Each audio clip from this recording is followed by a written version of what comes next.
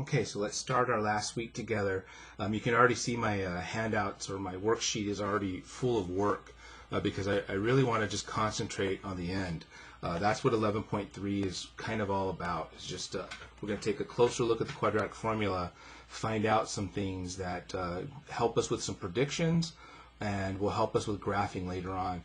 So the idea is you're being asked to solve a quadratic, right? So classic quadratic, ax squared plus bx plus c equals 0. We have found that the solution can be found, right? X is equal to our quadratic formula here. And all we got to do is plug in the variables to get what we need. And so here's 4 examples that I've already done. All right, so if you want to kind of pause the video and look at my work, please do so. I believe they're all right. But in all these examples, again, I'm identifying what A is, B is, and C is. Right, so I'm doing that in all the examples.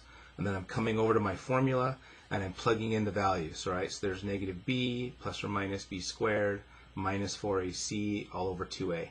And then it's a process of doing some work and evaluation and simplification.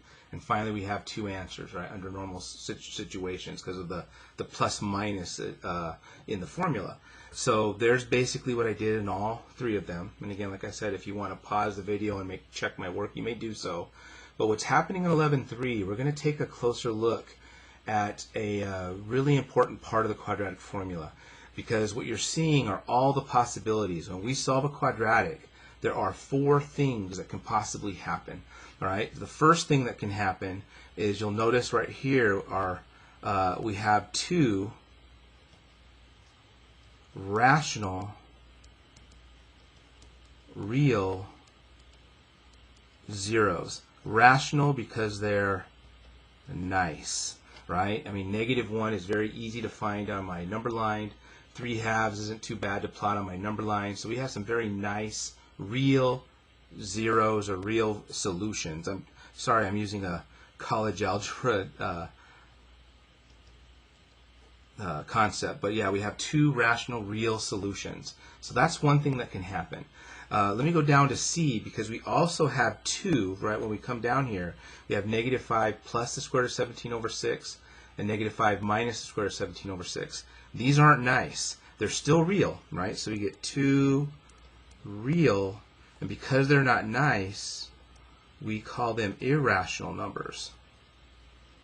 So that's another possibility that can happen. So we either get 2 rational nice values, or we get 2 real not nice values, or more mathematically 2 rational or 2 irrational. So they're both real, all right, but just some are nice, some are not nice, because square root of 17 is not a nice neat number. If you reach for your calculator, you can kind of get an estimate on where that number is. So this number is -0.146, and this number is -1.5205, yada yada. All right, so 2 of our possible 4 situations. We get 2 real numbers. They could either be rational or irrational. Another possibility, let me come up to part B, is when I go through my solution, the radical ends up being 0.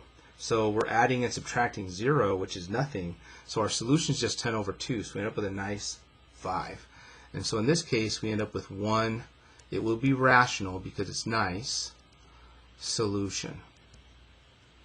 Okay, and then what we've seen since chapter 10.8, when I plug the information in, I get a square root of -8.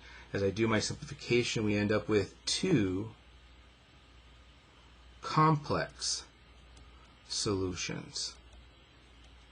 All right, and so to nail down what's happening in this chapter, what we're really doing is looking at and predicting, you know, what if I have a quadratic formula, what can I expect to happen? What kind of solutions would I expect? Well, there's 4 possibilities again.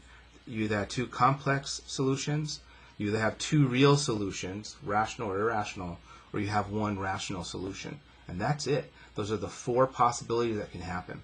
And what's determining that, we actually don't need to do the full quadratic formula to actually predict what type we're going to have, right? We have 2 rational, 2 irrational, 1 rational, or 2 complex. Because when you look at the work, the part that's causing the niceness to happen, the not niceness to happen, the really nice, right, just 1 real, and then this crazy complex number is what's happening underneath the radical. So here, what's happening underneath the radical when we do the work it comes out to a nice, perfect, nice square root of 25.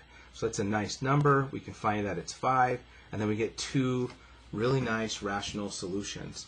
Here, the part that's underneath the radical, when we do the math, comes out to be 17. So it's real, right? The square root of 17 is actually a real number, but it's definitely not a nice square like 25. So we end up with two solutions that are not nice. They're real, but they're irrational. And then over here, what's underneath the radical actually goes away, right? So it becomes 0. So adding or subtracting 0 means nothing, so we only have one real solution. And then here what ends up happening under the radical is that value becomes negative. Square roots of negatives we know incorporate I, so now we have complex solutions. So this piece right here is a very, very important piece. As a matter of fact, we give it a name. It is called the discriminant, and I hope I spelled that right. All right, that part right there is the discriminant, and all by itself, it basically helps us determine: am I going to have two real solutions, and are they going to be rational or irrational? Am I going to have one rational solution, or am I going to have two complex solutions? So we can use that piece, the discriminant, to make predictions. And as you'll see in a future video, it also helps us make some predictions about graphs. All right, so there's the introduction to 11.3, a closer look at the quadratic formula, and it's really all about the discriminant. So we're going to be focusing on that part alone.